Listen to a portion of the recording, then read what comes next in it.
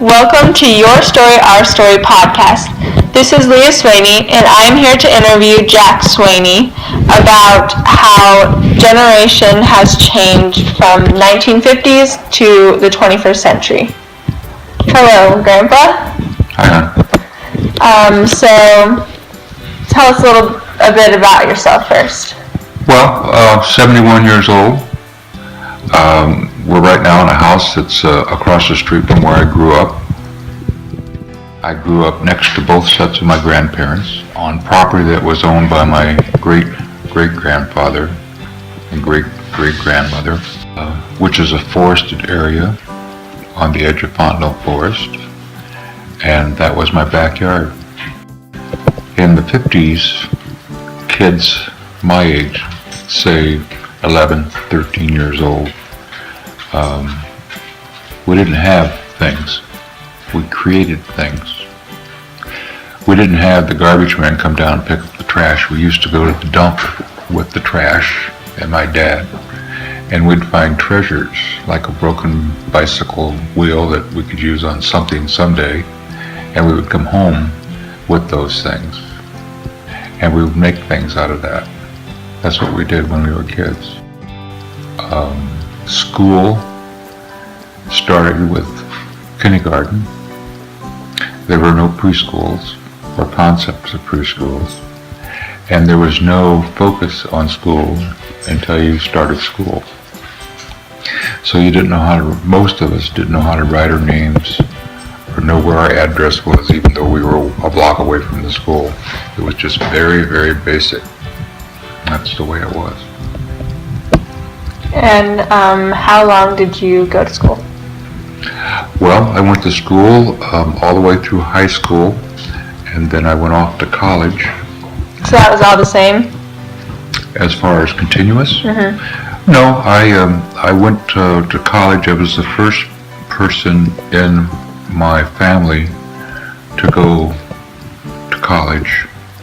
So I went directly after high school.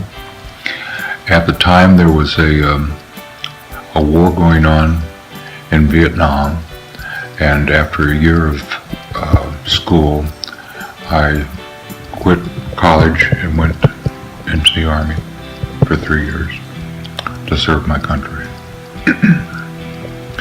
Then, when I got out of the Army, I went back to college, got my degree in architecture, and went to work. I think if there would have been all that creativity that took place when I was a kid, and somehow we could have wrapped that into structure more, that we could have benefited more from that. I would go out the door when I was a kid. I'd go into the forest, and my mom had a big bell, and at the end of the day, at night, when dinner was ready, she'd ring this big bell, and we could hear it. It'd penetrate all the way down into the forest. We could be 2 miles away, and we'd hear that bell, and we knew it was time to come home. That was it. Mm-hmm. And I don't know, I never talked to my mother about whether or not she worried about me. I wasn't worried about her. We were just kids having fun and doing things. And we knew where our limits were. When I was a kid, there were no Spanish-speaking Mexican people. I mean, I had maybe 4 friends that were Mexican. I had 2 friends that were black. That's it. Bohemian, Croatian, Czech, all the Middle European countries, the Baltics, the Germans, the Irish, English, all those folks. Those were the people that made South Omaha when I grew up. And our challenges today, when I was a kid, we didn't think about and we didn't worry about the things that you'll face and have to worry about. That makes me feel better.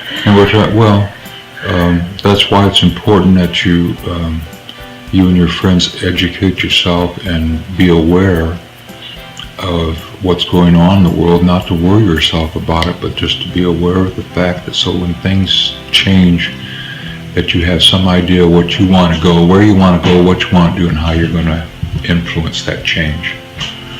hopefully in a positive way. But there will definitely be challenges on your generation.